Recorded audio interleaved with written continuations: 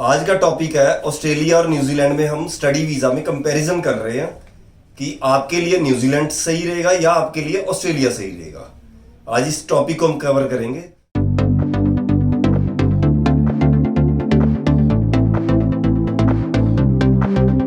नमस्कार, मैं Rajesh Bansal hike visa consultant से। सबसे पहले बात करेंगे एम्बेसी फीस की। जो एम्बेसी फीस है ऑस्ट्रेलिया के अंदर 42 से लेकर 43,000 रुपये लगते हैं हमारे। न्यूजीलैंड के अंदर हमारे 22 से लेके 23,000 रुपये लगते हैं।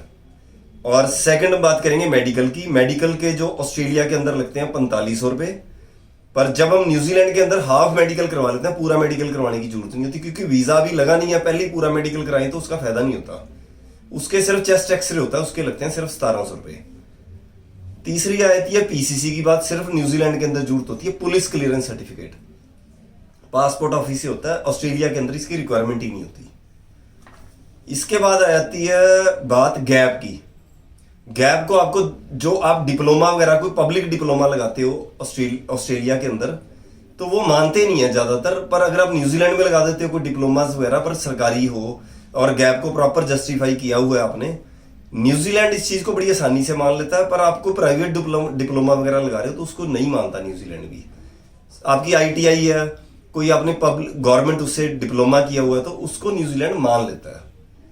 ऑस्ट्रेलिया भी मान लेता है पर आपको देख के लगाना होता है कि वो सरकारी होना चाहिए, ऐसे प्राइवेट को डिप्लोमा नहीं मानता। पर उसमें थोड़ा सा केस वीक होता है ऑस्ट्रेलिया की साइड, तो आपको अपने गैप को जस्टिफाई करके लगाना होता है। अब एक और बात होती है, अब आ गई गैप की बात। ग्रेजुएट बच्चे के लिए आपने +2 की बात कर ली। जो गैप है उसमें अकाउंट में सैलरी होनी चाहिए। ऑस्ट्रेलिया में अगर आपका 5 साल 7 साल का एक्सपीरियंस है पर आपके लास्ट के 6 मंथ की स्टेटमेंट लगा देते हो तो वो मान लेते हैं। पर यही चीज अगर हम न्यूजीलैंड में लगाते हैं तो वो लास्ट पीछे से प्रूफ मांगते हैं एक एक चीज का।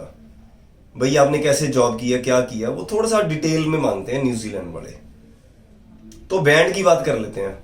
जो बैंड है वो ऑस्ट्रेलिया की बात करते हैं तो वो जो यूनिवर्सिटीज हैं वो 6 बैंड ईच पे +2 वाले को एडमिशन देती हैं, जो सही केस है। और जो ग्रेजुएट स्टूडेंट है वो 6.5 और 6 हो तो उसको सही माना जाता है, स्पेशली यूनिवर्सिटी के लिए।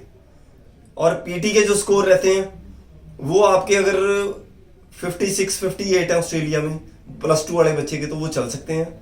और जो ग्रेजुएट बच्चा 59 नंबर के आसपास ले ले ओवरऑल तो वो केस सही रहता है, मतलब पीटी के अंदर।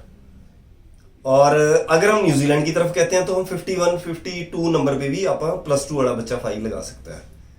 और जो ग्रेजुएट बच्चा उसके 58 नंबर मिनिमम है पीटी के अंदर तो वो सही रहते हैं। और ग्रेजुएट बच्चा 6 बैंड एक में 5.5 पे भी लगा सकता है पर लेवल 7 में एडमिशन मिलती है उसको। अगर आपके 6.5 है, एक मॉड्यूल में 5.5 भी रह गए तो आपको लेवल 8 भी मिल जाता है। वो ज्यादा बेटर रहता है कोर्स ग्रेजुएट बच्चे के लिए। अब शो मनी की बात कर लेते हैं। ऑस्ट्रेलिया के अंदर अगर आप चाहे 3 साल की स्टडी करने जा रहे हो चाहे 4 साल की करने जा रहे हो, आप सिर्फ 1 साल के फंड दिखाते हो तो सफिशिएंट रहता है, जिसमें 1 साल की जो फीस रहती है आपकी वो प्लस 21,041 $21,041 जो लिविंग एक्सपेंस होता है 1 साल का ऑस्ट्रेलिया के अंदर, प्लस 2,000 एयर फेयर। ये 3 चीजें मिला के आपकी शो मनी बनती है। फीस आपकी अलग अलग हो सकती है आपकी 1 साल की।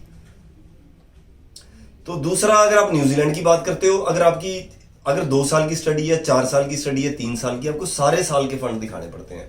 पहले साल के फंड 6 महीने पुराने दिखाने पड़ते हैं, बाकी आप जो है वो 1 दिन पुराने भी दिखा सकते हो। ऑस्ट्रेलिया में एक आप स्पॉन्सर ऐड ऑन कर सकते हैं जिसको मामा, चाचा, ताया, दादा, दादी, नाना, नानी, इनमें से कोई एक बंदा हम स्पॉन्सर ऐड कर सकते हैं ऑस्ट्रेलिया के अंदर। पर अगर न्यूजीलैंड की साइड करते हैं तो सिर्फ नाना, नानी और दादा, दादी स्पॉन्सर लग सकते हैं। अगर चाचा, ताया, मामा है तो वो स्पॉन्सर नहीं माना जाता, पेरेंट्स की ही फंड चलते हैं। तो उसमें से भी सिर्फ एक ही स्पॉन्सर लग सकता है। अगर आप थर्ड पार्टी लगा रहे हो, 2 भी लगा रहे हो तो आप चला भी सकते हो, उसकी पेमेंट ट्रांसफर ले सकते हो दूसरे स्पॉन्सर की। और आप जो पेमेंट आप दिखा रहे हो न्यूजीलैंड के अंदर उसका पूरा रूट दिखाना पड़ता है। अगर आपकी पेमेंट कोई बड़ी है 50,000 से, उसका रूट दिखाना पड़ता है कि ये पेमेंट कहाँ से चली है और कैसे कैसे आगे किस किस अकाउंट में ट्रांसफर हुई है, तभी वीजा आता है। अगर आप ऐसे ही लगा देंगे फाइल, और कई कंसल्टेंट क्या करते हैं बड़ी बरीकी से फाइल पे काम नहीं करते, तो वीजा नहीं आता न्यूजीलैंड का। 99% अगर आपकी सही से प्रेजेंटेशन सारी चीजों में लगी हुई, एसओपी सही लगी हुई है, इंटरव्यू ऑस्ट्रेलिया में भी नहीं आता, न्यूजीलैंड में भी नहीं आता। नमस्कार।